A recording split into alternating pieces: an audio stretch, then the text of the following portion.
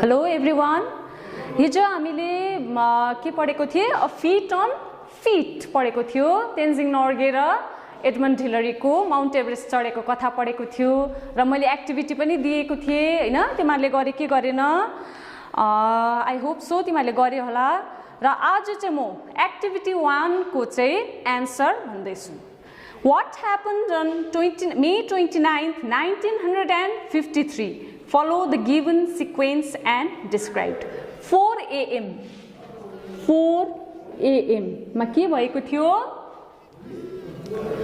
4 AM को answer हो on May 29th 4 AM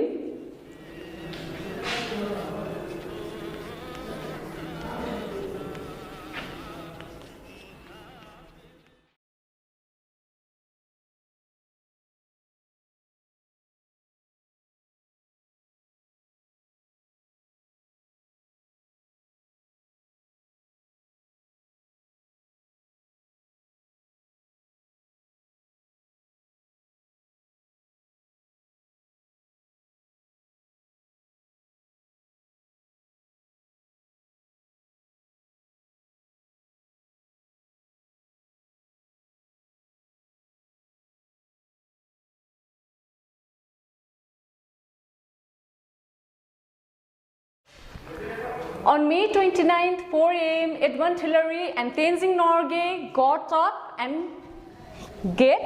got ready. यसको number 1 का answer थियो.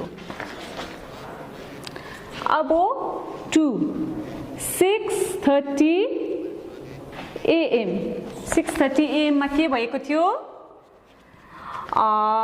6:30 AM मा चाहिँ तेन्जिङ नोर्गे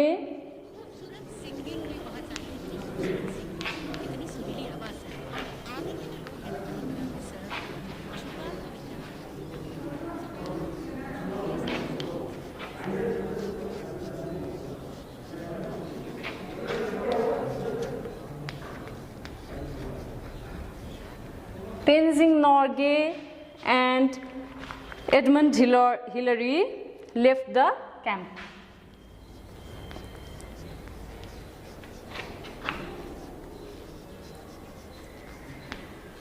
4 AM मा के भएको थियो Edmund Hillary and Tenzing Norgay got up and got ready. दुई जना उठेर चाहिँ रेडी भएको थियो 4 बजे बिहान. फेरि 6:30 AM मा के भएको थियो Tenzing Norgay and Edmund Hillary left the camp. अब एभरेस्ट चढ्नुको लागि उनीहरु क्याम्प छोडेर गएको थियो. अब नम्बर 3 को स्पेस छैन so I am rubbing this.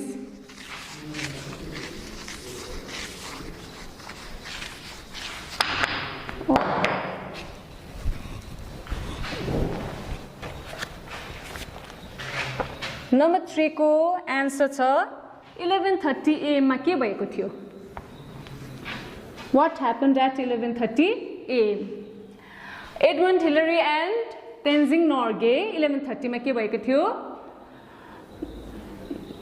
Edmund Hillary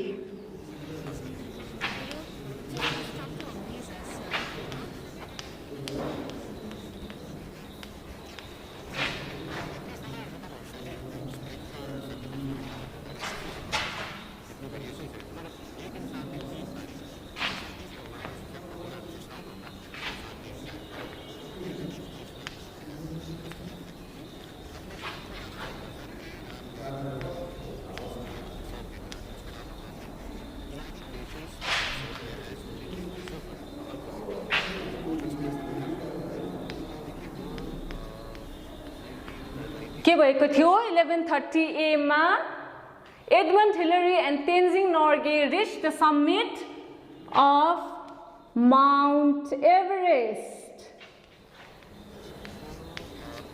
Mount Everest को summit मा टुप्पोमा पुगेको थियो 11:30 AM मा.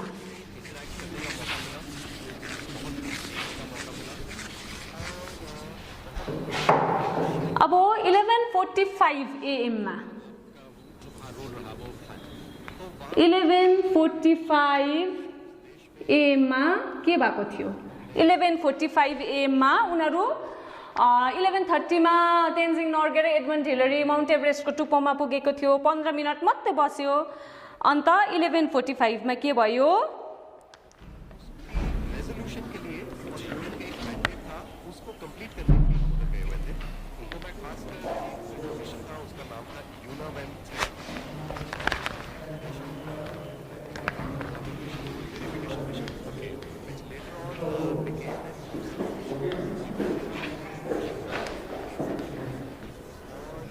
मेरे नीचे एक भाई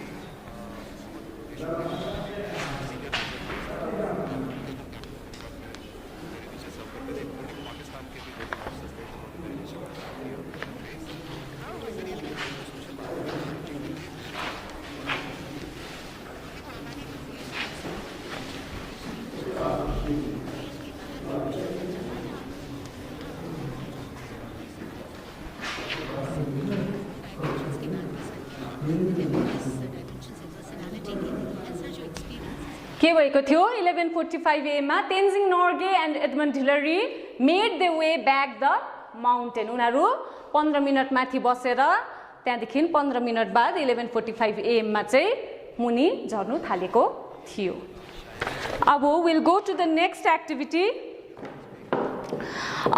एक्टिभिटी 2 र 2A र 2B चाहिँ म्याप हेर्नुपर्छ यहाँनिर तिमीहरूको किताबमा म्याप दिएको छ एउटा यो म्याप हेरेर गर्नुपर्छ so I am skipping that अब एक्टिभिटी 3 मा पनि क्वेसन एन्ड एन्सर छ त्यो पनि तिमीहरूलाई अलिकति त्यो चाहिँ घरमै गर्नु त्यो चाहिँ किनभने म त्यो करेक्ट गर्छु पछाडि गएर activity 3 let's go to activity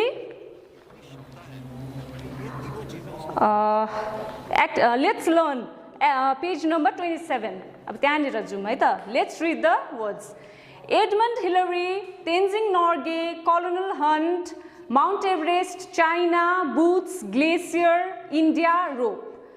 All these words are names. Naming words are called nouns.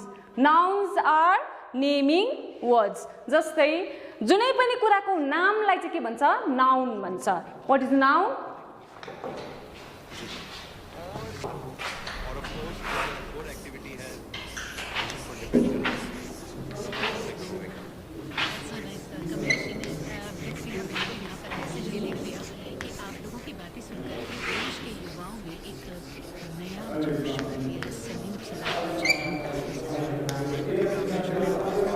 What is noun? Noun is a naming word. कुनै पनि कुराको नामलाई चाहिँ noun भन्छ.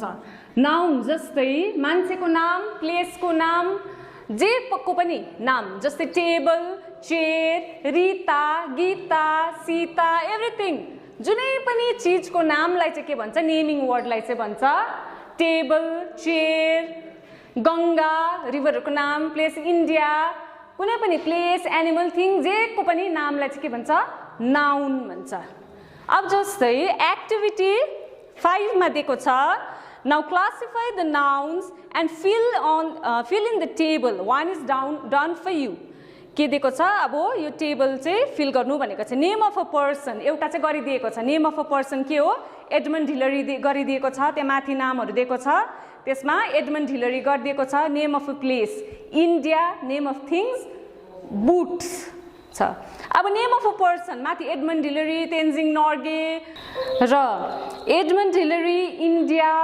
बुट्सहरु दिएको छ नेम अफ अ पर्सन चाहिँ एडमन्ड हिलरी अब त्यो नाउन हो नेम अफ प्लेस नाउन त्यो India name of things boots अब त्यस्तै प्रकारले यहाँ माथि नामहरु दिएको छ एउटा Tenzing Norgay colonel Hunt Mount Everest China boots glacier India रोप यो सबै नामहरु चाहिँ के हो नाउन्स हो अब तिमीहरुले चाहिँ यहाँनिर के गर्नु पर्यो छान्नु पर्यो नेम अफ अ पर्सन अब को छ colonel Hunt name of a person name of a place फेरि China name of things glacier अब यसरी चाहिँ छान्नु पर्यो यिनीहरु चाहिँ के हो एक्टिभिटी 5 को चाहिँ नाउन्सहरु चाहिँ के हो नाउन बुझ्यो नाउन चाहिँ जे कुराको पनि नामलाई चाहिँ के भन्छ नाउन भन्छ अब एक्टिभिटी 6 मा जाउँ।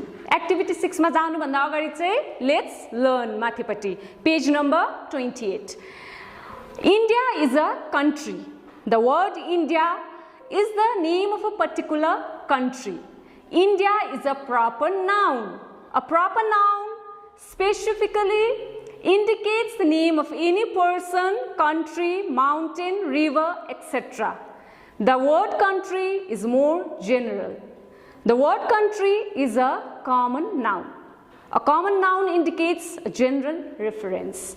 के हो नाउन पनि दुईटा प्रकारको हुन्छ। नाउन कतिवटा प्रकारको हुन्छ? दुईटा प्रकारको हुन्छ। There are two types of nouns. What are they? Two types of nouns. के हो? What are they? Common noun र proper noun. Proper noun, common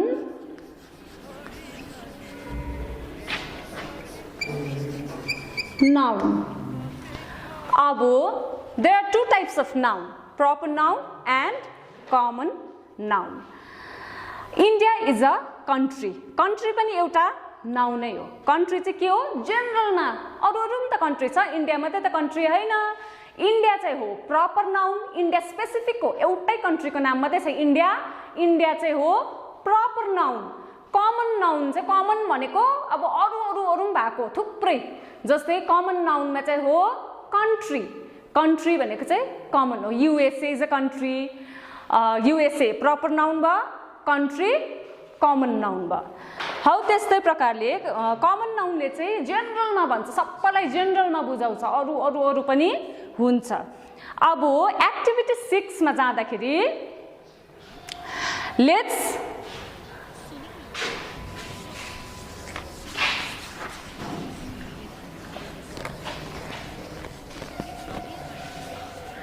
let's do activity 6। अब एक्टिभिटी 6 मा चाहिँ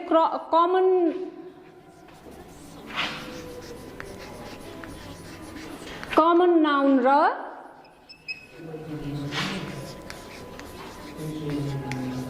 प्रपर नाउन छुट्टाउँ है त। अब यहाँनिर दिएको छ Pinky, Ravi, south T11, mother, Rakesh, Kalpana, Colombia, India, USA, Haryana, California, Varun, Osman, space, बुकहरू चाहिँ यहाँनिर एक्टिभिटी 6 मा दिएको छ। अब त्यहाँबाट हामीले छुट्याउनु पर्यो कमन नाउन कुन चाहिँ हो, प्रपर नाउन कुन चाहिँ हो। कमन नाउन के हो? स्पेस। स्पेस अब स्पेस त हो कमन नाउन। बुक एउटा मात्रै बुक हुँदैन, फिजिक्स बुक, केमिस्ट्री बुक मात्रै हुँदैन, किनभने फिजिक्स हो भने चाहिँ एउटा अब बुक भनेको इन जेनरल बुझ्छ, सबै बुक बुझ्छ, त्यही कारण त्यो हो कमन नाउन। मदर, मदर चाहिँ हो सबै मदर, सबै आमा, त्यही कारण त्यो चाहिँ हो कमन नाउन। अब प्रपर नाउनमा चाहिँ हो कल्पना, किनभने एउटै कल्पना बुझ्छ कल्पना भनेपछि। इन्डिया, इन्डिया चाहिँ के हो? प्रपर नाउन, अरू इन्डिया छैन। युएसए यो चाहिँ हो प्रपर नाउन। प्रपर नाउन चाहिँ एक एकवटा अब स्पेसिफिक मात्रै हुन्छ, एक एकवटा। युएसए एउटै छ, इन्डिया एउटै छ, कल्पना दो नामहरू भिन्दै भिन्दै छ, तर कल्पना भनेर बोलाउँदै एकजना कल्पनालाई बोलाउँछौ।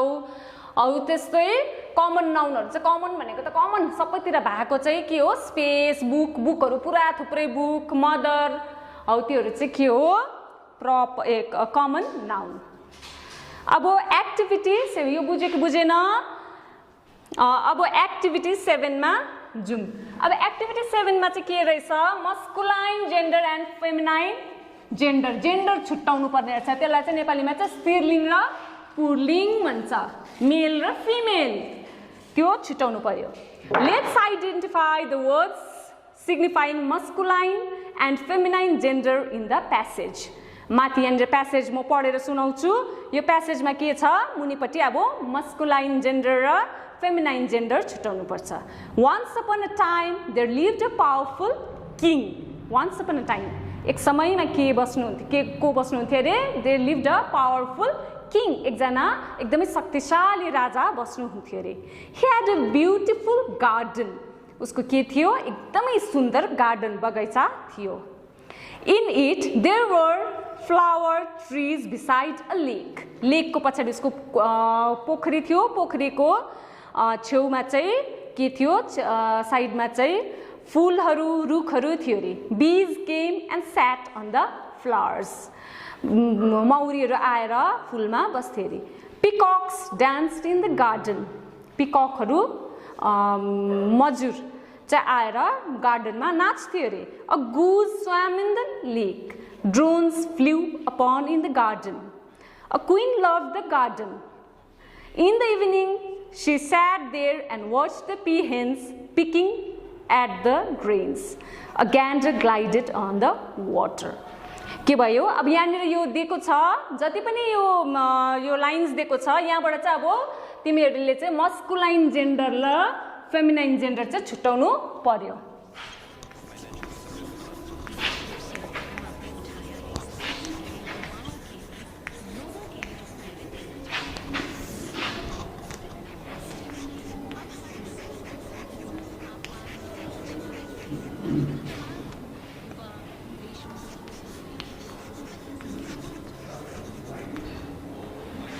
मस्कुलाइन जेन्डर भनेको चाहिँ मेल बुझ्छ. मस्कुलाइन भन्ने बित्तिकै मेल बुझ्छ, केटा पुरुष. फेमिनाइन भनेको फिमेल बुझ्छ. अब यहाँनिर एउटा चाहिँ गरिदिएको छ, किङ. किङको फेमिनाइन के हुन्छ? किङ भनेको केटा, राजा. क्वीन भनेको रानी. अब माथि दिएको लाइन्सहरूबाट अब पिकक. पिकक भनेको केटा हो. पिकक. पिकक भनेको के हो? केटा, मजुर. अब पिककको फेरि फिमेल चाहिँ हुन्छ पिहेन. पिहेन हुन्छ. पिककको फिमेल चाहिँ पिहेन. अब गुज.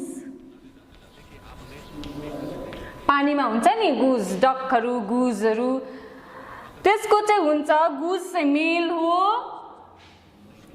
ग्यान्जर चाहिँ फिमेल. अब बीज.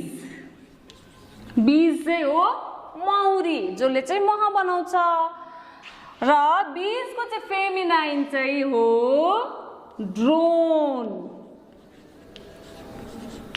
ड्रोन चाहिँ के हो? Feminine gender. मस्कुलाइन भनेको पुल्लिङ, फेमिनाइन भनेको स्त्रीलिङ. र किङको अपोजिट फेमिनाइन क्वीन. पिककको पिहेन. गुजको ग्यान्जर. बीजको ड्रोन्स. यति जान्यो. अब यो कपी गर्नु. अब चाहिँ हाम्रो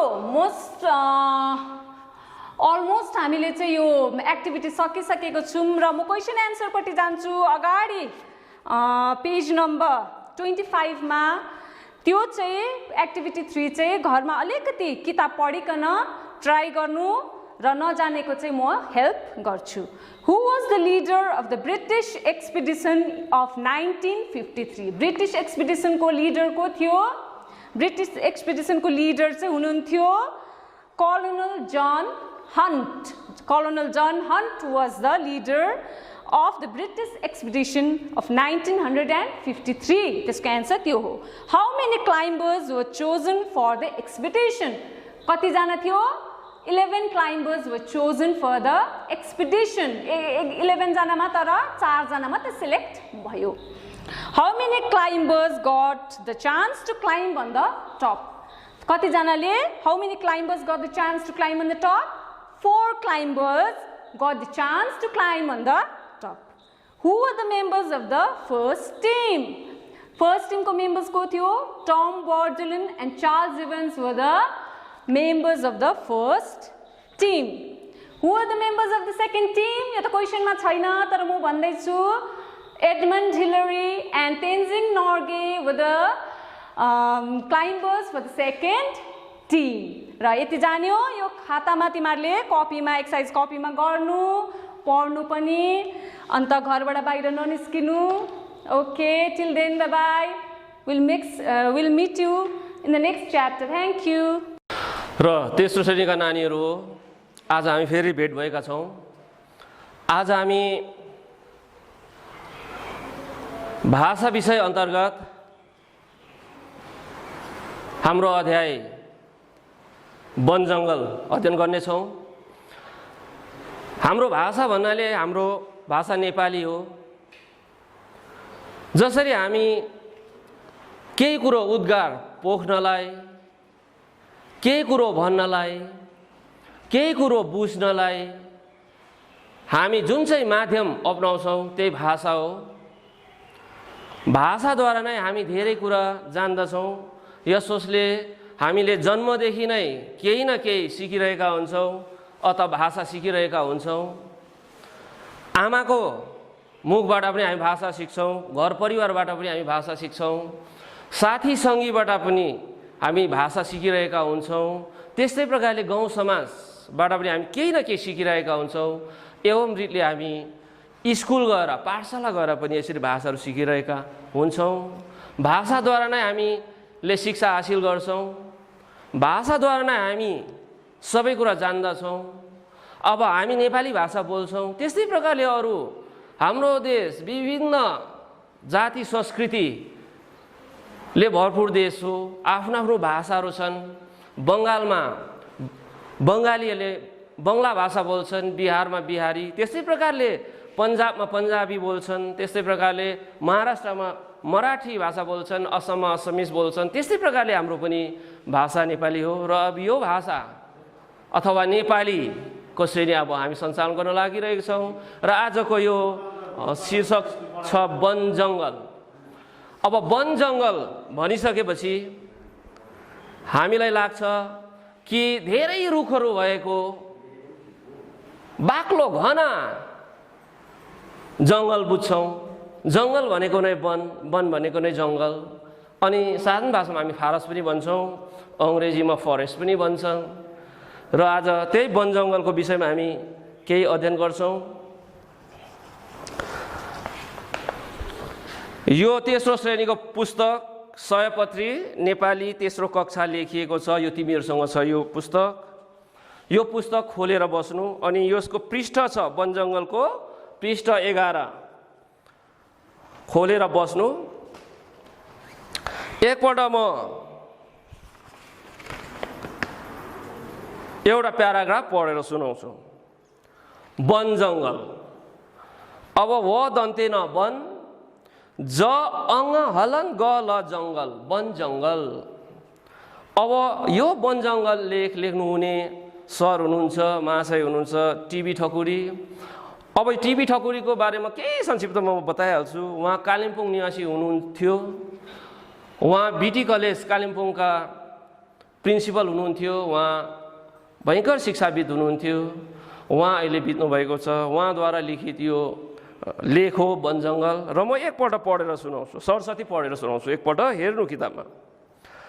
हाम्रो वरिपरि देखिने झार जङ्गल अनि खोला नालामा ठुलो सम्बन्ध छ. तिमीहरूलाई यो सुन्दा आश्चर्य लाग्छ होला. खोला नाला अनि पानी नभएर झार जङ्गल बाँच्न सक्दैनन्. यस्तै प्रकारले रुखपात झार जङ्गल नभए खोला नालाहरूमा पानी हुने छैन. भएको पानी सुक्दै जान्छ, साथै पानी पर्न कम हुँदै जान्छ. हाम्रो पहाडमा झार जङ्गलहरू मासिन थाल्छन्. पानीका मुहानहरू सुक्न थाल्छन्. पिउने पानीसम्म पाउन कठिन पर्छ. जहाँ पानी पाइँदैन त्यहाँ मानिस साथै कुनै पनि पशु पक्षी बस्न सक्दैनन्. अब यहाँ पहिलो वाक्यमा हेर्नु, हाम्रो वरिपरि देखिने झार जङ्गल अनि खोला नालामा ठुलो सम्बन्ध छ। अब कस्तो सम्बन्ध हेर्नु, हामी बसेको यो पृथ्वी, यसको माथिको भूभाग जहाँ चाहिँ हामी बस्छौँ माथिल्लो सतहमा, यो सतहमा विभिन्न प्रकारका झारहरू हुन्छन्। जलवायु अनुसार झारहरू हुन्छन्। हाम्रो पहाडतिर पाइने झारहरू सम्भवतः मधेसतिर तलतिर नपाउन सक्छन्, अनि तल मधेसतिर गरमतिर हुने उद्भिदहरू फेरि हाम्रो पहाडमा नहुन पनि सक्छन् अथवा कतिपय हुन्छन् पनि। र यो झार जङ्गल रुखपात यो धरतीमा पुरा भए हाम्रो धरतीमाथि जुन चाहिँ वर्षामा आउने पानी छ त्यो पानी सत बगेर गइहाल्दैनन्। झारपात अनि यो रुखपातको जराहरूले यसलाई बचाएर राख्छन् अनि त्यो पानी जमिन मुनि जान्छ। अनि जमिन मुनि गइसकेपछि त्यो पानी धारा भएर निस्किन्छ अथवा खोला नाला भएर जमिन मुनिबाट निस्केर बग्छ। त्यही पानी हामी पिउँछौँ। अनि त्यो पानी वर्षाको पानी जुन चाहिँ जमिनभित्र पस्छ त्यो पानीले चिसो राख्छ जमिन। त्यसै कारणले त्यो उद्भिद अनि त्यो रुखहरू नि बाँचिरहेका हुन्छन्। तर तिमीहरूलाई याद छैन होला, यदि झारपात छैन, रुखहरू केही छैन, एकदमै चिल्लो छ, माटै माटो छ भने एकैछिन पानी पर्दा पनि त्यो माटोहरू बगाएर लगिहाल्छ। त्यो पानी बगाएर, त्यो माटो बगाएर अनि हाम्रो बारीमा भएको मलहरू बगाएर त्यो समतल मैदानतिर पुर्याउँछ। र एकछिन पानी पर्दा त्यसरी बगाउँछ भनेदेखि धेरै घन्टासम्म अथवा रातभरि पानी परे कति बगाएर लान्छ हाम्रो बारीका मलहरू, हाम्रो माटोहरू। अनि त्यसो त 7 दिनसम्म पानी पर्छ वर्षमा भनेपछि कति चाहिँ बगाएर लान्छ। त्यसले गर्दा त्यो जमिनको त्यो माटोको बहाउलाई रोक्न अनि हाम्रो खेतीबारी हुने, अन्न बाली हुने त्यो मलहरू नबगाउन पनि हामीले झारपात रुख जङ्गलको सुरक्षा गर्नुपर्छ। त्यसै कारणले नै यहाँ पहिलो सेन्टेन्समा भन्नुभएको छ, हाम्रो वरिपरि देखिने झार जङ्गल अनि खोला नालामा ठुलो सम्बन्ध छ। सम्बन्ध चाहिँ यसरी भएको। अब अर्को वाक्य, तिमीहरूलाई यो सुन्दा आश्चर्य लाग्छ होला, खोला नाला अनि पानी नभएर झार जङ्गल बाँच्न सक्दैनन्। अब यो त अघि भनिसके। तिमीहरूले फुल रोप्छौ, गमलामा फुल रोपेका हुन्छन्, कति राम्रो राम्रो फुलहरू हुन्छन्, त्यसलाई पानी नलाए त्यो बाँच्छ, त्यो हरियो हुन्छ, त्यो फुल्छ? फुल्दैन। त्यसलाई पानी लगाइरहनु पर्छ। र झार जङ्गलको निम्ति, उद्भिदको निम्ति पानी एकदमै जरुरी छ। उद्भिदको निम्ति मात्रै होइन, हामी मनुष्य, प्राणीहरू, पशु प्राणी सबैको निम्ति पानीको यति साह्रो आवश्यकता छ। यस्तै प्रकारले रुखपात झार जङ्गल नभए खोला नालाहरूमा पानी हुने छैन। अघि भनिहालेँ मैले। अब झार जङ्गलै छैन भने त खोलाबाट पानी निस्किँदैन, धारामा पनि निस्किँदैन। अघि भनिहालेँ, किन बर्खाको पानी जति पर्छ, अङ्ग्रेजीमा रेन वाटर भन्छ कि, रेनफल जुन चाहिँ छ त्यो पानी चाहिँ जमिनभित्र पसेर बस्छ। त्यही पानी नै हामी वर्षभरि धारामा थापेर खान्छौँ। तर रुखपात नै छैन भने त्यो माथि माथि बगेर गइहाल्छ अथवा त्यो जराले पक्रेर राख्दैन, झार जङ्गलले रोकेर राख्दैन। भएको पानी सुक्दै जान्छ, साथै पानी पर्न कम हुँदै जान्छ। अब हेर, हामीले देखेका छौँ, हामीलाई बुढोपाकाले भनेको पनि धाराको छेउमा बरको रुख रोप्नु, धाराको छेउमा लाबरको रुख रोप्नु भन्थ्यो। अब रुखले चाहिँ जराले पानीलाई एकदमै जोगाएर राखेको हुन्छ। तर हामी त्यो मुहानतिर, मुहान भन्नाले पानी पलाउने जग्गा, पानी उम्रिने जग्गालाई मुहान भनिन्छ। मुहान भनेको चाहिँ पानी पलाउने जग्गा।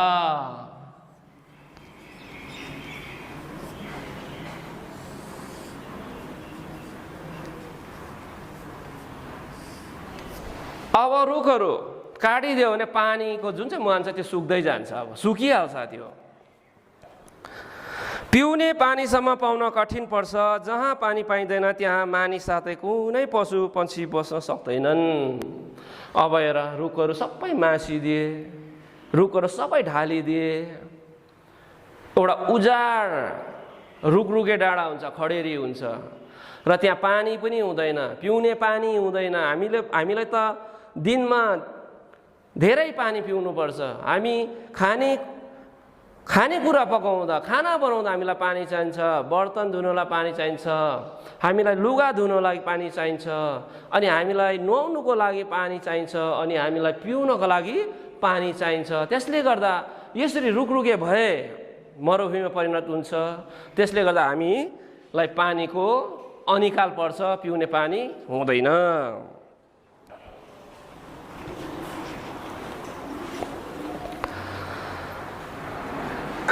कसरी यस्तो हुन्छ तिमीहरूलाई आश्चर्य लाग्छ होला। अब हामी यस विषयमा केही जान्ने चेष्टा गरौँ। आकाशबाट जब पानी पर्न थाल्छ, ती पानीका थोप्लाहरू खोल्सा, नाला अनि खोलातिर बगेर जान्छन्। यसरी बगेर जाँदा जमिनमाथिको माटो पनि बगाएर लान्छ। यसको कारण आकाशबाट परेको पानी माटोमाथि झर्दा ती पानीका थोप्लाहरूले जमिनमाथिको माटोलाई उप्काएर पानीसँगै बगाएर लान्छन्।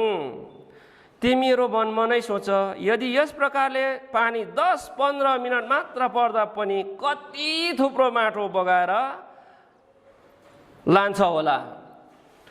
यस्तै प्रकारले हाम्रो पहाडबाट वर्षै पछि जमिनको माथिल्लो भागमा भएको मलिलो माटो कति बगाएर लान्छ।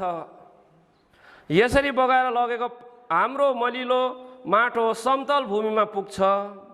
यस्तै प्रकारले हाम्रो पहाडबाट भए जति मलिलो माटो बग्न दियौँ भने एक दिन हाम्रो सुन्दर वन जङ्गलले केही रहने छैन, वन जङ्गल केही रहने छैन, अन्न बाली हुने छैन। वन जङ्गल नरहे हामी अनि यहाँका पशु पक्षी सबै हराउने छौँ। ल हेर, अघि मैले भन्दै थिएँ, जब पानी चाहिँ पर्दैन, हाम्रो संसारमा, यो ब्रह्माण्डमा, यो पृथ्वीमा कुनै पनि प्राणी बाँच्न सक्दैन। भुसुना होस्, लामखुट्टे होस्, हात्ती होस्, बाघ होस्, भालु होस्, पशु पनि केही रहँदैन, चराचरुङ्गी केही रहँदैन, भमरा, किरा फटेङ्ग्रा केही रहँदैन, मान्छे पनि रहँदैन। र अघि भन्दै थिएँ, अघि फेरि मैले अघि भनिहालेको थिएँ, एकपल्ट फेरि दोहोऱ्याउँछु। बर्खाको पानी जब चाहिँ झार जङ्गल छैन, आफ्नो बारीमा अथवा आफ्नो क्षेत्रमा झार छैन अथवा रुखहरू केही छैन भने एकैछिन पानी पर्दा पनि त्यो माटो र मलहरू बगाएर ओह्रालै लान्छ, त्यो समतलमा पुग्छ, मधेसमा पुग्छ। अनि हाम्रो पानीका मुहानहरूमा त्यो वर्षाको पानी जम्न सक्दैनन्। यदि झारपात रुखपात भए ती वर्षाका पानीहरू जमिन मुनि जान्छन् अनि त्यहाँ जम्मा भएर बस्छन्। त्यही पानीहरू धारा भएर निस्कन्छन्, त्यही पानी नदी भएर निस्कन्छन्। त्यसलाई हामीले पिउँछौँ, अनि पशु प्राणीहरूले पिउँछन्, अनि चराचरुङ्गीहरूले पनि पिउँछ। त्यसले गर्दा हामीलाई रुखपात अनि झार जङ्गलको आवश्यकता पर्छ। आवश्यकता एकदमै महत्त्व छ यसको। अब हेर, हाम्रो यो माटोमा अन्नबाली हुन्छ। अन्नबाली भनेको धान, मकै, कोदो, जौ, गहुँ, जुन चाहिँ कुरो चाहिँ हामीले खाएर हामी बाँच्न सक्छौँ। हाम्रो शरीरको निम्ति चाहिने वस्तुहरू हुन्, चिजहरू हुन्। धान, चामल, गहुँ, जौ, अनि सागसब्जीहरू, अनि फलफुलहरू सबै उद्भिदहरूबाट हुन्छन्। ती सबैलाई बचाउन लागि, त्यो सबै फलफुलहरू फलाउनको निम्ति हामीले झार जङ्गललाई जोगाएर राख्नुपर्छ। अनि त्यही झार जङ्गलहरूबाट फलेको फलफुल, खानेकुरो, दाल चामल इत्यादिले हामी बाँचेका हुन्छौँ। त्यसले गर्दा उद्भिदहरू बचाउनु अनिवार्य छ।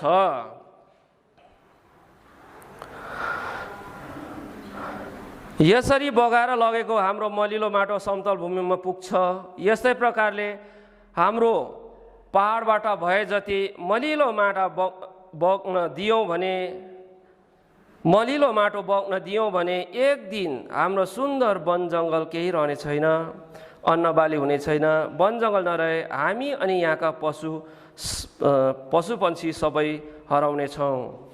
अब हेर्नु, यदि हामीले झारहरू पनि निमिट्यानै पार्यौँ, रुखहरू पनि निमिट्यानै पार्यौँ भने अब यहाँको मलहरू वर्षाको पानीले बगाएर लान्छ। यहाँको माटोहरू, फलफुल हुने माटोहरू, कृषि योग्य माटोहरू सबै बगाएर लान्छ। त्यसले गर्दा अन्नबाली केही हुँदैन, केही फल्दैन। त्यसले गर्दा हामीलाई एउटा अनिकाल लाग्छ, हामीले खानेकुरा पाउँदैनौँ, हामी भोकै मर्न पनि सक्छौँ। अनि हाम्रो यो पहाड रुखपातले भरिएको जग्गा हो। धेरै रुखपात डाँडा काँडामा भए एकदमै हरियाली देख्छ, सुन्दर देख्छ।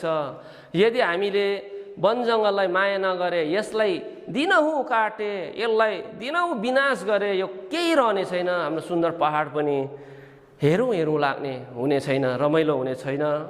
त्यस्तो भएको खण्डमा यो पहाडमा अथवा यो जङ्गलमा, यो वन जङ्गलमा भएका प्राणीहरू, पशु प्राणीहरू पनि केही रहने छैन। तिनीहरू पनि मर्नेछन् अथवा पलायन हुनेछन् र हाम्रो यो क्षेत्र, हाम्रो यो वन जङ्गल, हाम्रो यो पहाड, हाम्रो यो जमिन रमाइलो हुने छैन, यो सुनसान हुनेछ। त्यसले गर्दा हामीले वन जङ्गललाई धेरै माया गर्नुपर्छ।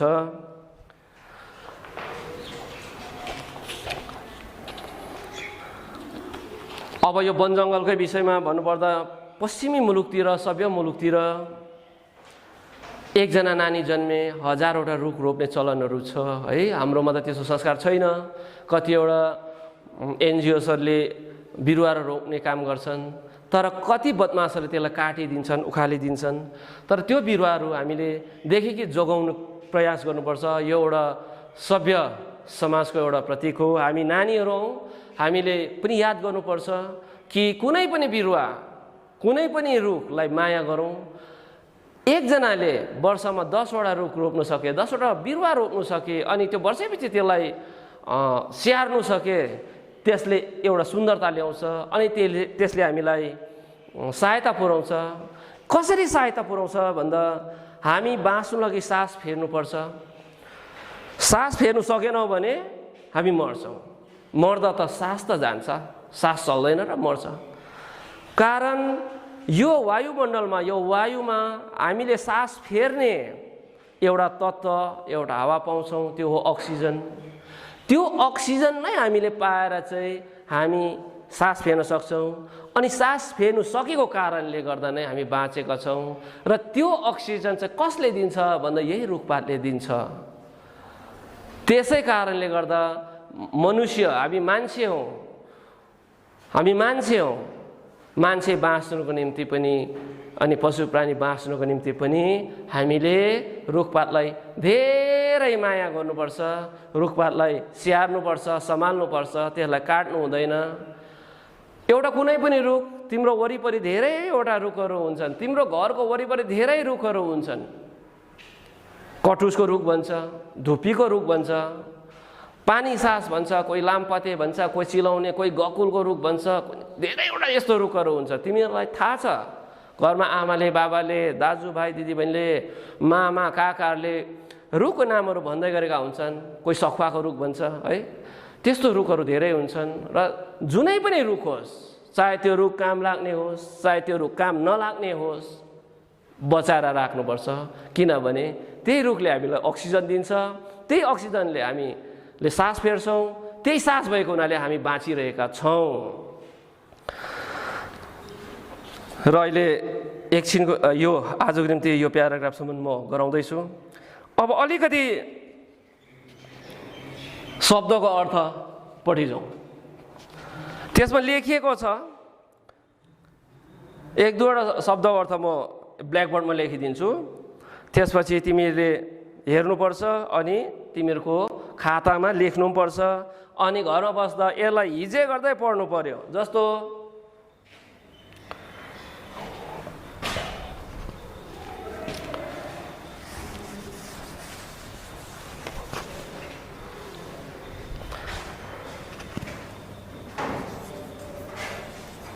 शब्दका अर्थहरू सम्बन्ध दन्ते स म ब संयोग दन्ते न ध संयोग सम्बन्ध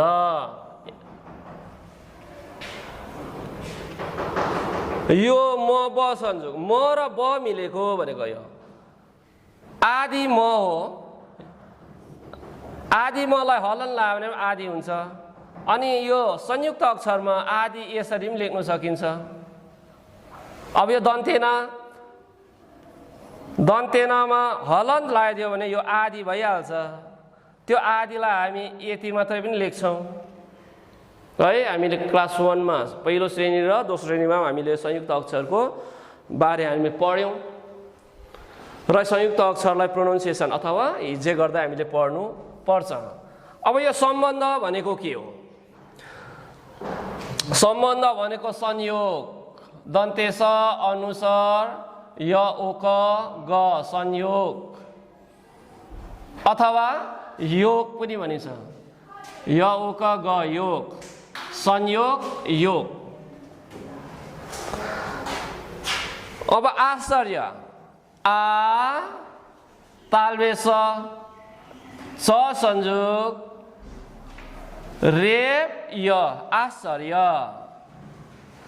अब यो भन्ने तरिका छ आ तालबेस च संयोग रेप य आश्चर्य यो यसरी भन्नु हुँदैन आ तालबेस च संयोग य रेप चाहिँ भन्नु हुँदैन यो आ तालबेस च संयोग रेप य आश्चर्य तालबेस च संयोग भनेको चाहिँ आदि तालबेस र पुरा च हो अब यो तालबेसमा हलत लगाइदिएपछि यो आदि भयो अब यो आदि नै लेख्नु नै हो भने यसलाई यति मात्रै लेख्दा पनि भयो तालबेस च संयोग यस्तै हो पहिला चाहिँ यो नेपाली भाषा विकसित नहुँदा चाहिँ यो हलन लाएर मात्रै लेख्थ्यो जे पनि आदि शब्द बनाउँदा पछाडि यो भाषाविदहरूले भाषाका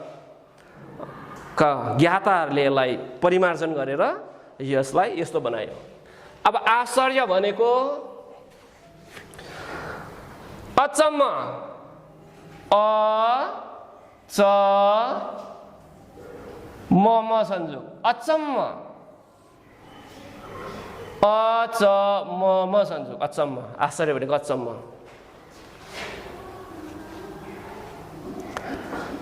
अब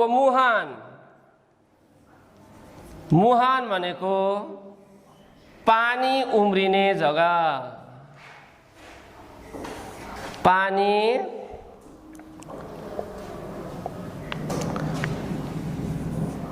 छटौ म र संयोग छटैकर छटौ म र संयोग छटैक दन्ती न एक उम्रिने ठाउँ भन्दा पनि हुन्छ जग्गा भन्दा पनि हुन्छ अब यो सम्बन्ध भनेको संयोग अथवा योग आश्चर्य भनेको अचम्म मुहान भनेको पानी उम्रिने ठाउँ यो शब्दको अर्थ यो आजको यो श्रेणीमा हामीले यति पढ्यौँ यो पनि तिमीलाई याद गर्ने गृह कार्य हो याद गर्ने गृह कार्य अब अर्को गृह कार्य म दिन्छु एउटै मात्रै दिन्छु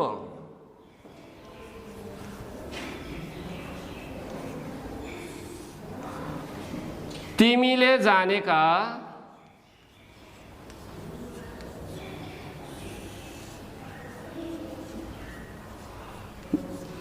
तिमीले जानेका 10 वटा रुखहरूका नाम लेख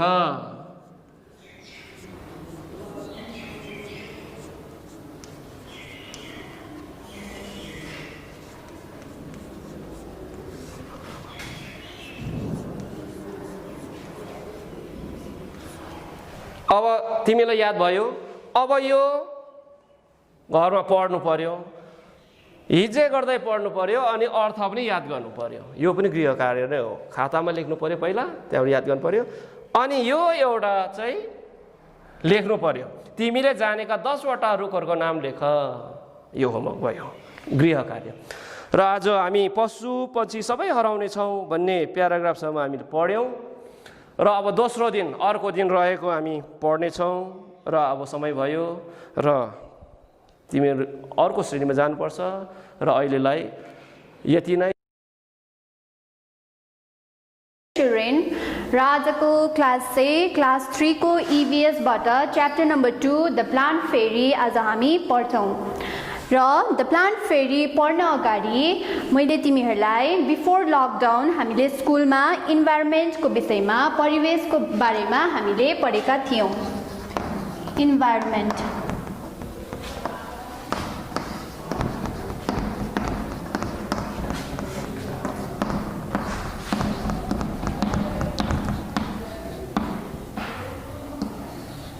हामीले इन्भाइरोमेन्टको बारेमा हामीले हाम्रो प्रिभियस क्लास पहिलाको अघिल्लो पाठमा हामीले पढेका थियौँ। What is environment? हाम्रो परिवेश भनेको के हो? हामी जहाँ बस्छौँ र हामीदेखि वरिपरि जे जति हामीले देख्छौँ, जे जति चिजबिजहरूले हामीलाई उयो गरेको छ त्यो नै परिवेश हो, इन्भाइरोमेन्ट हो। All the things surrounding us is known as environment. अल द थिङ्स सराउन्डिङ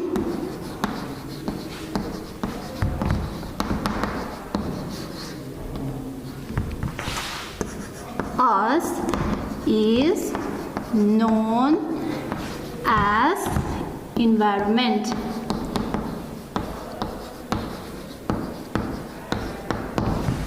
र all the things surrounding us is known as environment. यो हामीले प्रिभियस क्लास हाम्रो अघिल्लो पाठमा हामीले पढेका थियौँ र हामीले पर्यावरण दिवस यानि कि वर्ल्ड एन्भाइरोमेन्ट डे हामीले 5 जुनमा पालन गर्छौँ। वर्ल्ड एन्भाइरोमेन्ट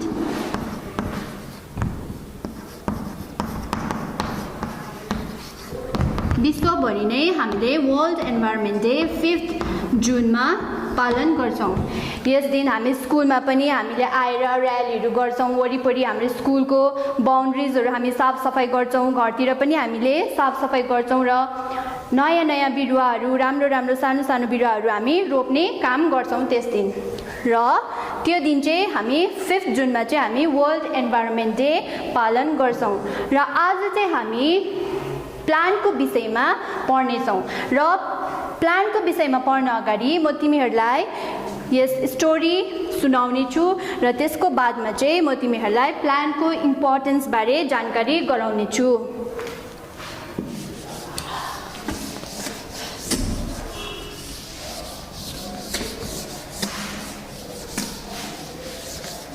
र हाम्रो टपिक चाहिँ रहेको छ द प्लान्ट फेरी। प्लान्ट भनेको के हो?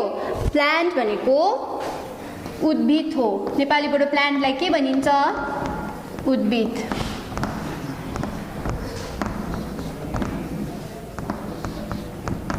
नेपालीबाट प्लान्टलाई उद्भिद भनेर भनिन्छ। र फेरी भनेको के हो? फेरी भनेको तिमीहरूलाई थाहा नै छ, फेरी हुनु तिमीहरूलाई पुरा छोरी नानीहरूलाई फेरी हुनु पुरा मनपर्छ। फेरी भनेको के हो? परी हो। र यहाँ चाहिँ प्लान्ट फेरीको स्टोरी लेखिएको रहेछ र म तिमीहरूलाई यस स्टोरी बुझाउन गइरहेको छु। Last Sunday we went to a garden in the neighbourhood. Last Sunday भनेको चाहिँ तिमीहरू जस्तै सानसाना नानीहरू चाहिँ लास्ट सन्डे बितेको आइतबार चाहिँ आफ्नो छिमेकीको गार्डनमा घुम्न गएको थिएछ, खेल्न गएको थिएछ। गार्डन भनेको के हो तिमीहरू सबैलाई थाहा छ। गार्डन भनेको के हो? नेपालीबाट गार्डनलाई के भन्छ? गार्डनलाई नेपालीबाट बगैँचा भनेर भनिन्छ।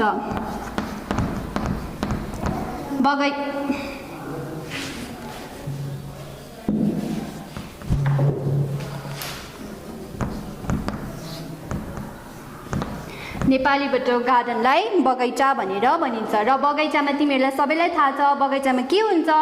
बगैँचामा फुलहरू फुलेको हुन्छ, भेराइटिज प्रकार प्रकारको फुलहरू हुन्छ त्यहाँनिर होइन। र त्यही गार्डनमा चाहिँ तिमीहरू जस्तै साना बालक बालिकाहरू चाहिँ खेल्नका लागि गएछ। We played hide and seek and antakshari. उनीहरू त्यहाँ गएर के खेलेछ भन्दाखेरि चाहिँ हाइड एन्ड सिक र अन्त्राक्षी खेलेछ। हाइड एन्ड सिक भनेको तिमीहरूलाई थाहै छ, लुकाछुपी तिमीहरू पनि खेल्छौ होला घरमा होइन। अनि अन्त्राक्षी खेलेछ। We had a lot of fun. हामीलाई धेरै मजा आएको थिएछ, उनीहरूलाई धेरै मजा आएको छ भनेर भन्दैछ। आफ्टर सम टाइम दिदी said let us play a new game today. र यो डायग्राममा हेर, तिमीहरू जस्तै नानीहरू यहाँनिर गार्डनमा खेलिरहेको छ र सबैभन्दा ठुलो दिदीले खेल्दै गरेको बिचको समयमा उसले भनेछ आज हामी केही नयाँ गेम खेलौँ न, लुकीचोरी र अन्त्राक्षी बाहेक आज हामी केही नयाँ गेम खेलौँ न भनेर दिदीले अरू साथीहरूलाई भनेछ। I will become a plant फेरी। दिदीले भनेछ म एउटा प्लान्ट फेरी हुन्छु। प्लान्ट भनेको उद्भिद हो, फेरी भनेको परी हो, र म चाहिँ एउटा प्लान्ट फेरी हुन्छु, परी हुन्छु र भन्दैछ। The plant fairy will call out a name of something and you will all have to touch it.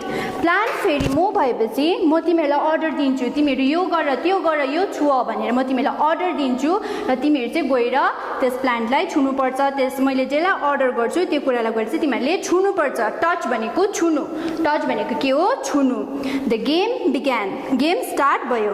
दिदी said the plant fairy asks you to touch a plant. Plant फेरीले फर्स्ट अर्डर के गरेछ? दिदी plant फेरी हो र first order चाहिँ उसले भनेछ तिमीहरू सबैजना गएर तिमीहरू प्लान्टलाई कुनै पनि तिमीहरूको छेउछाउमा भएको प्लान्टलाई गएर छुअ भनेर भनेछ। At once all the children ran towards the plant. त्यहाँबाट दिदीको अर्डर सुनेर सबै नानीहरू चाहिँ आफ्नो छेउछेउमा भएको प्लान्ट्सहरूलाई छुनको लागि चाहिँ कुदेछ।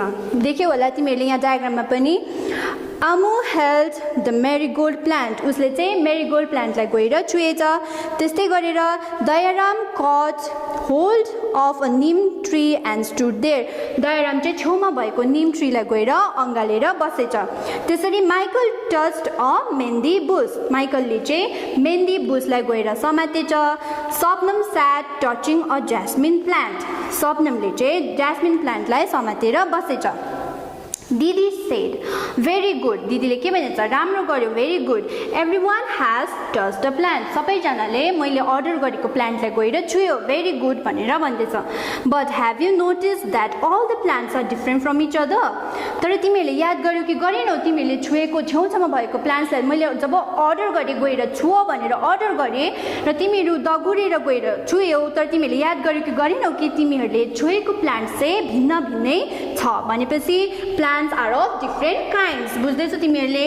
प्लान्ट्सको धेरै प्रकार हुन्छ। Plants are of different kinds.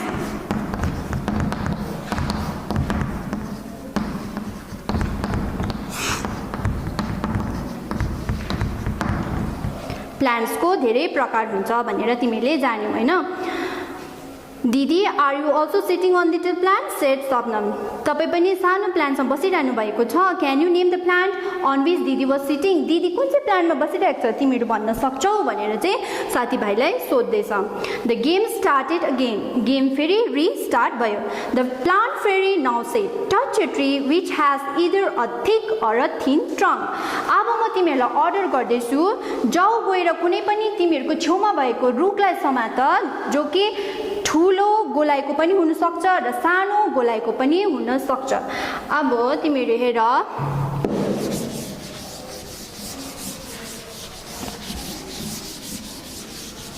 तिमीहरूलाई थाहै भयो प्लान्ट्सको धेरै प्रकार हुन्छ। प्लान्ट्स आर अफ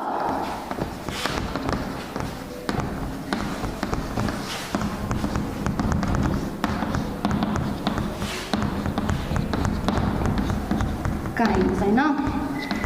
अन्त सेकेन्ड अर्डर के गर्दैछ दिदीले भन्दाखेरि चाहिँ गएर तिमीहरूको छेउछाउमा भएको रुखलाई समात जसको ट्रङ्क चाहिँ ठुलो पनि हुनसक्छ सानो गोलाइको पनि हुनसक्छ भन्दाखेरि चाहिँ सबै साथीहरू गएर चाहिँ आफ्नो खेल्दै गरेको वरिपरिको क्षेत्रमा जे जति ट्रिजहरू देख्यो उनीहरूले छेउछाउमा गएर अँगालेर बस्यो। ट्रिज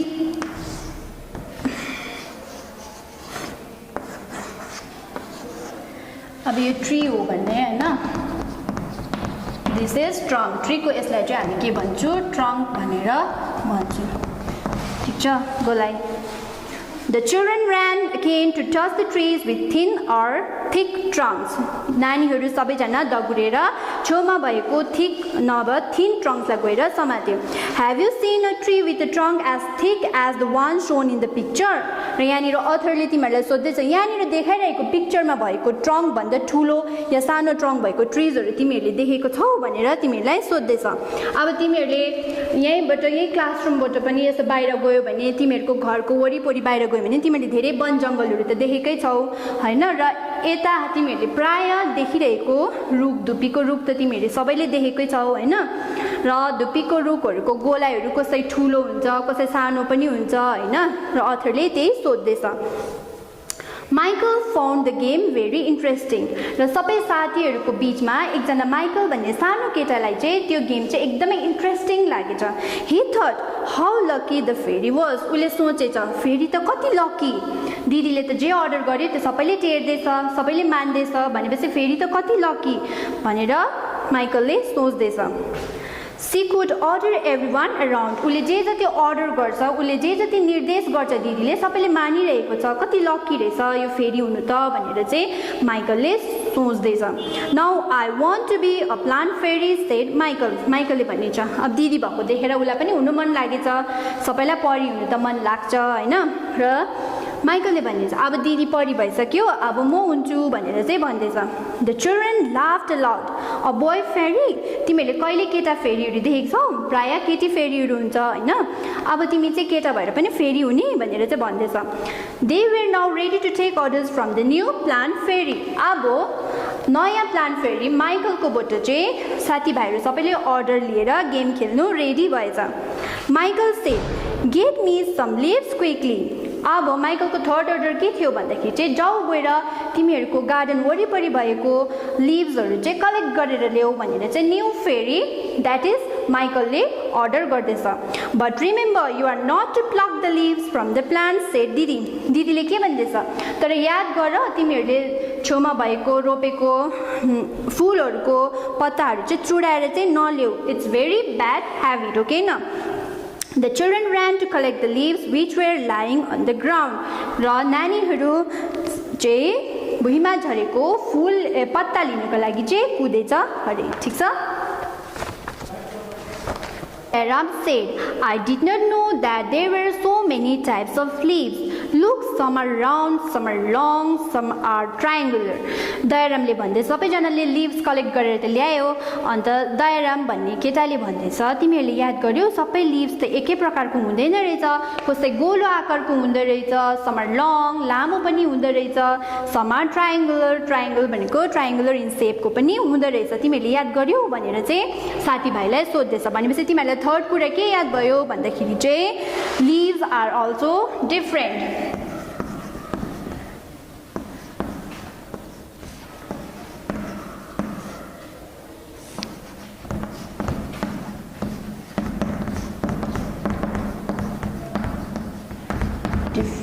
from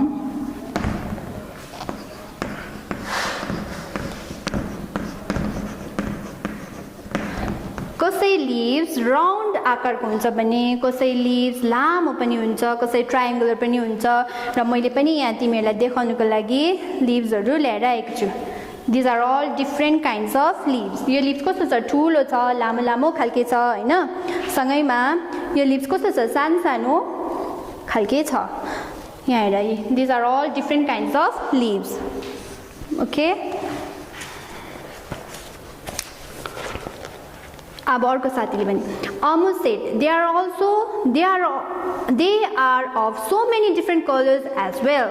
भनेपछि leaves को colors पनि different हुँदछ some are light green and some are dark green some are even yellow red and purple भनेपछि leaves colorful हुँदो रहेछ हैन कसै dark green कलर को पनि हुँदो रहेछ कसै light green कलर को पनि हुँदो रहेछ सुकेको पत्ताहरु कस्तो कलर को हुन्छ येलो हुँदो रहेछ red कलर को leaves पनि हुँदो रहेछ भनेपछि leaves को पनि different colors हुँदो रहेछ There is one which is green but has white patches on it.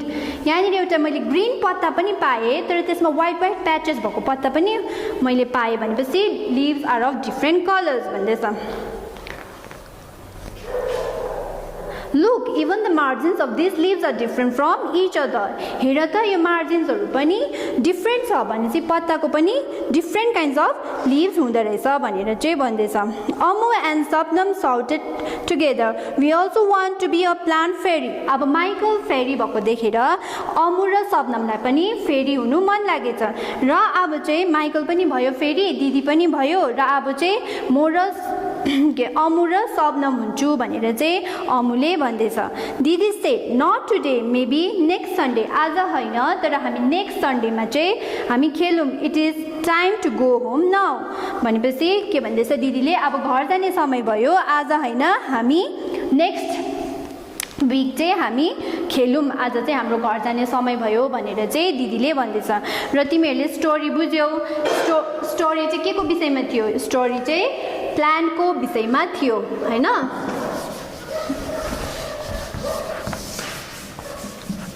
र यहाँनिर चाहिँ अथरले तिमीहरूलाई यो स्टोरीको थ्रुबाट चाहिँ तिमीहरूलाई के देखाउन चाहिरहेको छ, के बुझाउन चाहेको छ भन्दाखेरि चाहिँ प्लान्ट्सको के हुन्छ, काइन्ड्स हुन्छ. नम्बर 1 डिफरेन्ट काइन्ड्स हुन्छ हैन.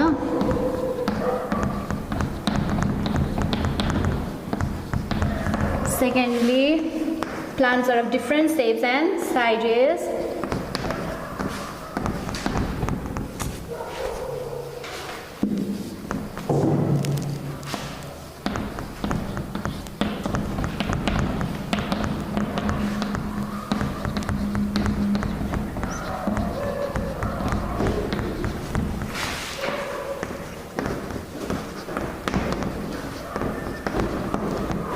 Some are thin, some are thick, some are big, some are small. Okay. Number 3, leaves. Leaves are also different. Leaves are also different. Okay, now. And are of different colors as well. Colors are also different.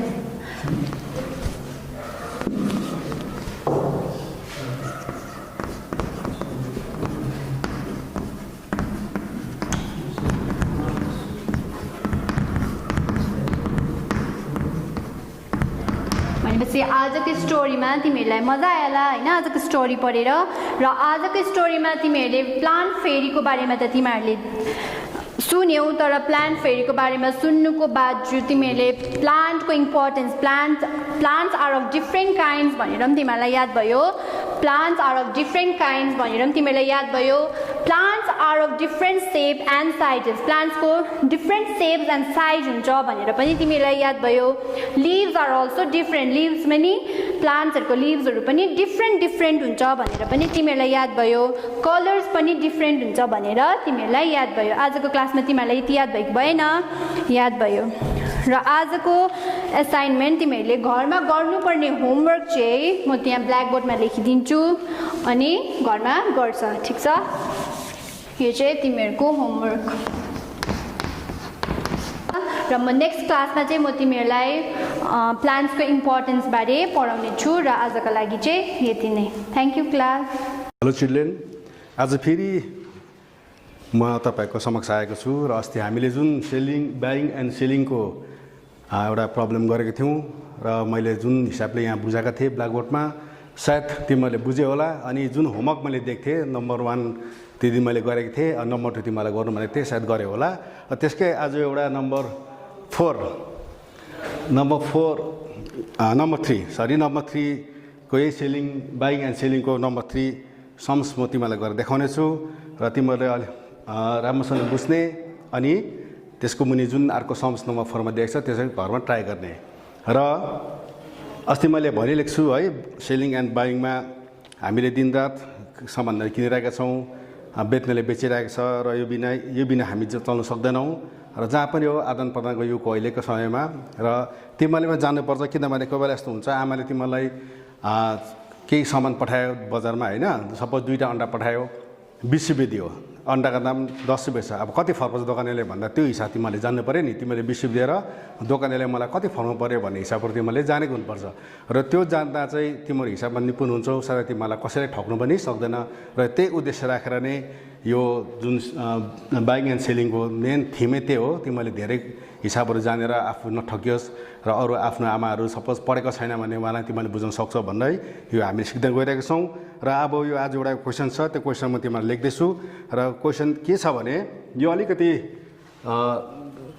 अलिक बुझ्नुपर्ने खालको छ हिसाब। Number 3 मा छ, हेर है, देवपत्र बाबु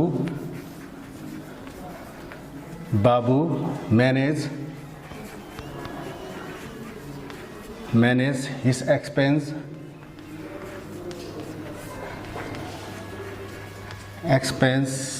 for 7 months from his earning of 6 months. If his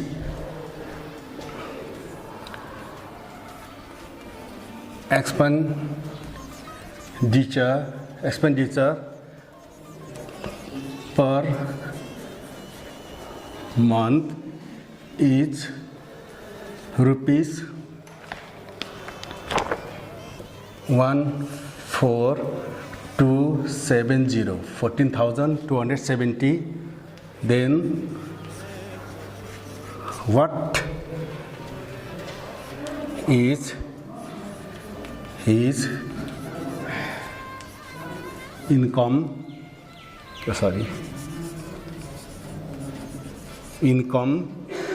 in 6 months? Question के भन्छ भने क्वेसन अलिक बुझ। Devpratap Babu manage his expense for 7 months from his earning of 6 months।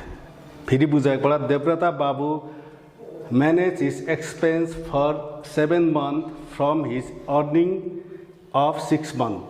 यो भने के भनेको भने उसले 6 महिनामा जति कमाउँछ, 6 महिनामा जति कमाउँछ त्यो चाहिँ उसले 7 महिनामा खर्च पनि गर्छ अरे। जति 6 महिनामा कमायो उसले 7 महिनामा खर्च गर्छ। सपोज उसले 6 महिनामा 6 monthमा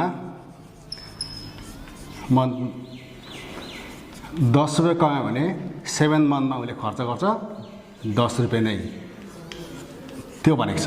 तर एउटा कुरा के बुझ्नु छ भने यहाँनिर अलिकति एउटा के छ भने यो त सजिलै छ, जति 6 महिनामा उसले कमाउँछ त्यति नै 7 महिनामा त्यति नै खर्च गर्छ। तर एउटा के हालेको छ भने यो लाइन हेर, अब if his expenditure per month is rupees 1470, what is his income in 6 months?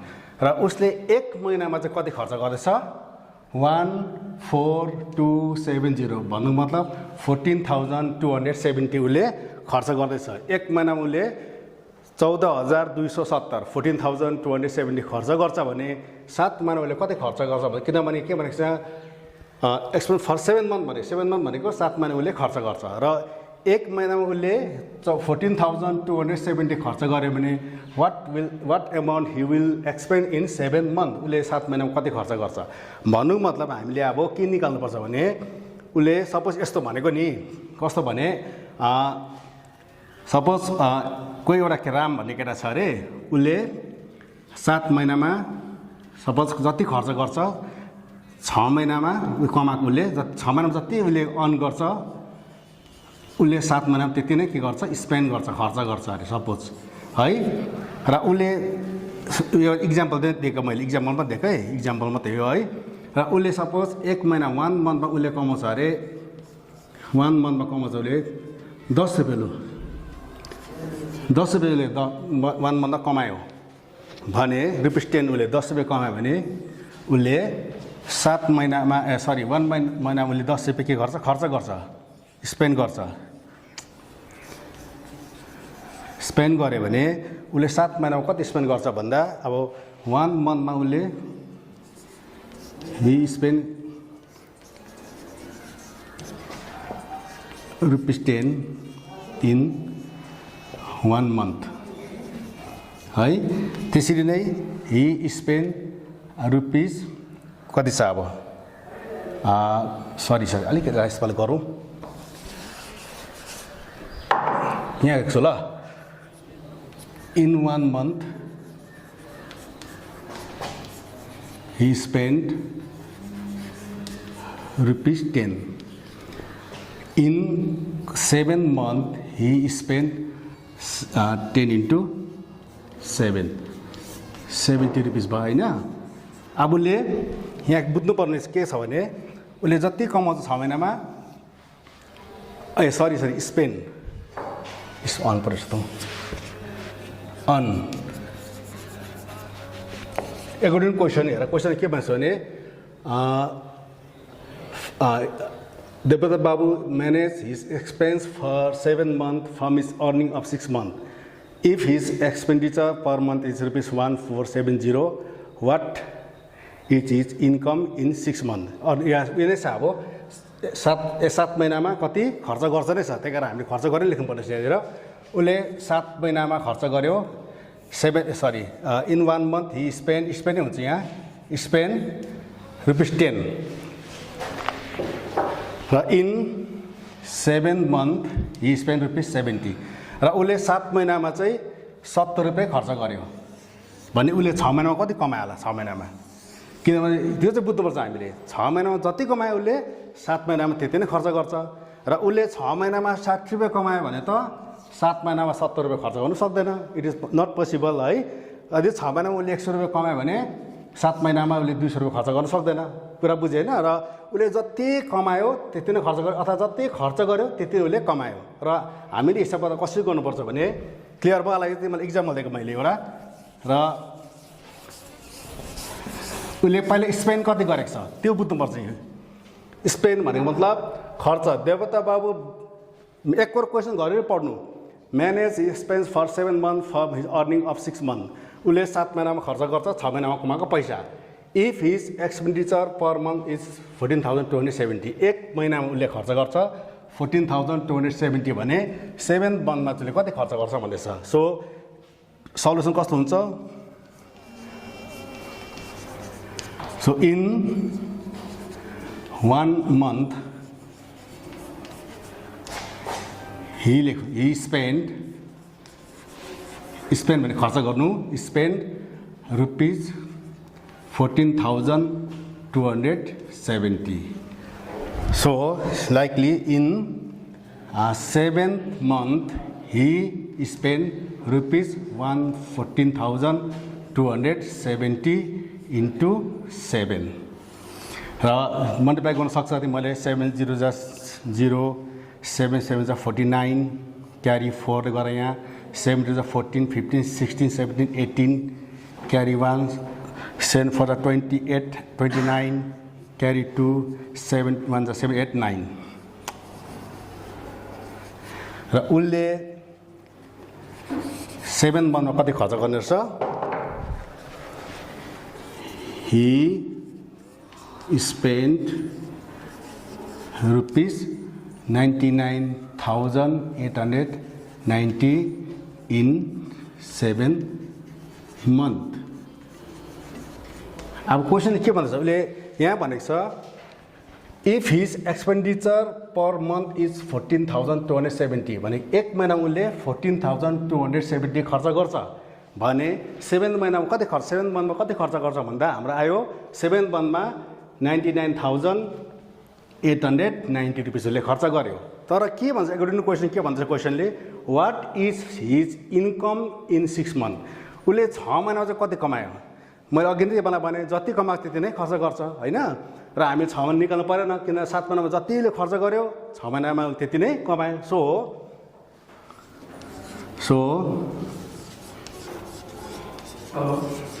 according to question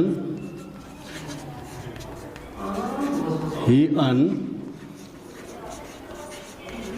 rupees 99,890 in 6 months एउटा भयो। अब यो हाम्रो तिमीले प्रायः बुझ्यो होला यहाँनिर र हाम्रो बाइङ एन्ड सेलिङको यो लास्ट सम हो। अब तिमीलाई होमवर्क चाहिँ यहाँ के छ भने यो च्याप्टरको अब यो पछि एउटा अर्को च्याप्टर गर्नु गइरहेको छु, त्यो प्रब्लम सल्भिङ छ। यसमा नम्बर 4 मैले गरिदिएँ, नम्बर 3 गरिदिएँ मैले। पेज नम्बर छ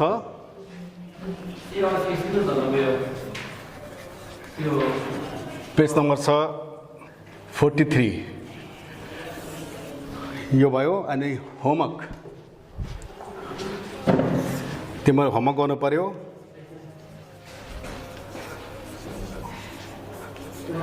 नम्बर 4 यो चाहिँ तिमीहरूको होमवर्क गर्नु पऱ्यो पेज नम्बर 43 को। र अब यो पछि अर्को सम छ। यो हाम्रो 4टै सम्स थियो, 4टामा तिमीलाई मैले 2टा होमवर्क दिइरहेको छु। र अब एउटा आयो अब छ प्रब्लम सल्भिङ, जुन क्लास 5 लाई इम्पोर्टेन्ट सम छ। र प्रब्लम सल्भिङमा क्वेसन पहिला बुझेको हुनु पर्यो। क्वेसन बारम्बार पढ्नुपर्छ क्वेसन।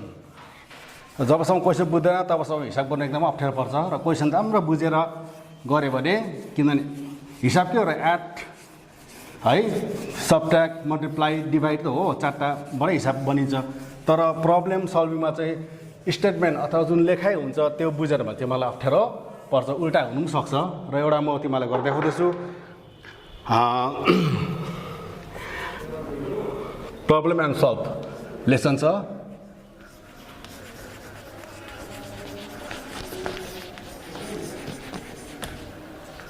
प्रब्लम सल्भ छ। एउटा क्वेसन के छ भने यो तिम्रो पेज नम्बर 76 तिम्रो याद गरिराख्नु। पेज नम्बर छ 76। क्वेसन के छ भने छोटो क्वेसन छ, तिमीले बुझ्नु पनि सक्छौ। नम्बर 1 मा छ question, the result of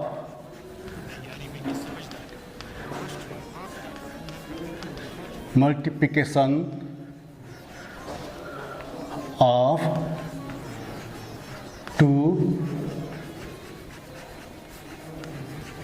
two numbers is 1035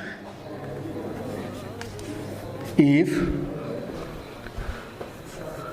one of the number is 23. What is the other? This is the question.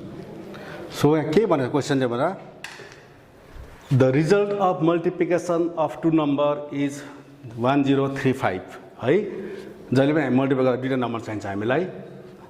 If one of the number is 23, what is the other? अब दुईटा number छ अरे, दुईटा number multiply गर्दा चाहिँ product चाहिँ हाम्रो पाउँछ 1035.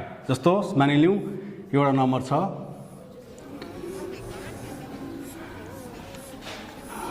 अर्को नम्बर यो हेर सपोज.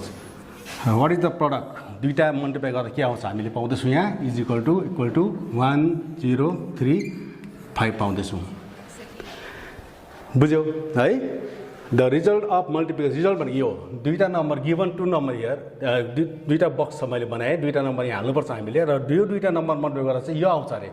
र इफ वान नम्बर इज 23, एउटा नम्बर देख्छ हामीलाई, यो एउटा नम्बर 23 भने फाइन अदर, यो नम्बर चाहिँ हामी निकाल्नुपर्छ. त अब सपोज तिमीले यो बुझेन भने यसरी सजिलो पाराले बुझ. दुईटा नम्बर छ है, कुन number unknown number, we don't know what is the number is here, but is product is suppose 15. हेर है, दुईटा नम्बर देख्छ, यो र यो मल्टिप्लाई गर्दा हामीले 15 पाउँछौँ. वी गर्दा 15 when you multiply two each other, होइन? प्रोडक्ट भने बुझ्छ, जब हामी मल्टिप्लाई गर्छौँ त्यसलाई चाहिँ प्रोडक्ट भन्छ.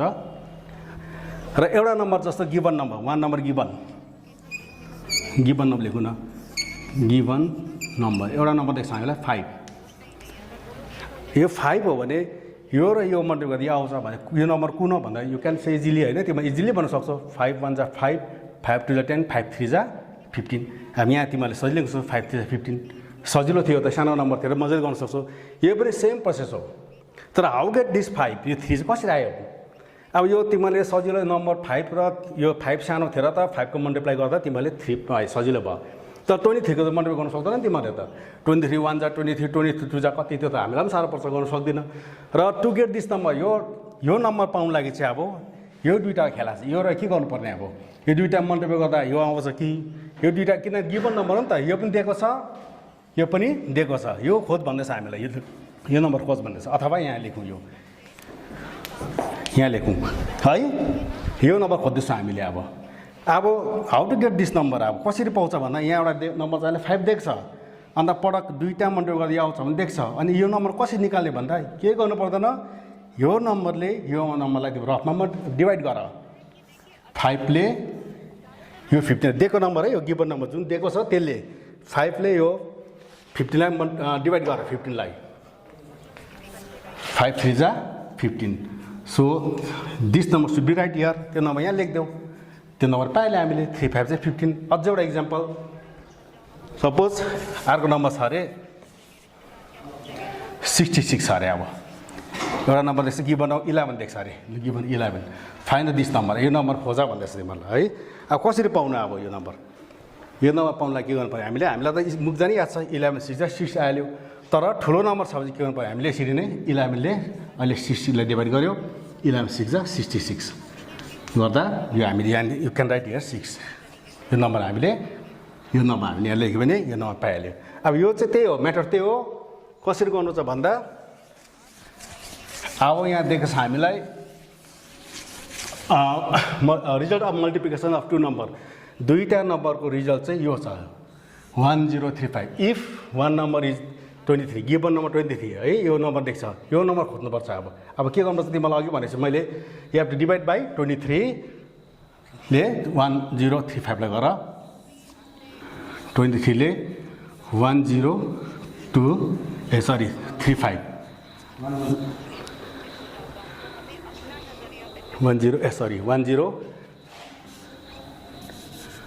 1035 अब 23 को तिमीलाई टेबल याद छैन तर हामीले रफली के गर्न सक्छौँ 23 1 जा 23 अब कति हुन्छ किनभने अब डिभाइड गर्नु पनि सिक्नु पऱ्यो है डिभाइड गर्दा के याद गर्नुपर्छ भने हुन तिमीले क्लास 3 4 मा गरेको छौ अब यो पहिलाको नम्बर यो हेर अनि यो हेर अब यो दाइँको नम्बर हो 1 10 दुईटा छ 10 को नम्बर एउटा यो 10 हेर यो पनि दुईटा नम्बर छ तर यो भन्दा यो साना भएकोले गर्दा हामीले यसलाई 23 1 जा 23 गर्न सक्दैनौँ we can not subtract from this number है घटाउन सक्दैन कि सानो नम्बर हो यति बेला चाहिँ हामीले we have to take 3 number हामीले 3टा नम्बर चाहिँ त्यो बेला लिनुपर्छ भन्नु मतलब हामीले यो 103 लाई नै लिनुपर्छ यसलाई नै हामीले गर्नुपर्छ र अब यहाँ हामी गर्दै जाउँ टेबलमा कहिले कति बेला चाहिँ यो 103 भन्दा सानो नम्बर र ठुलो आउँछ त्यो बुझिहाल्छ हामीले 23 1 जा 2 जा 2 3 जा 6 2 2 जा 4 23 4 जा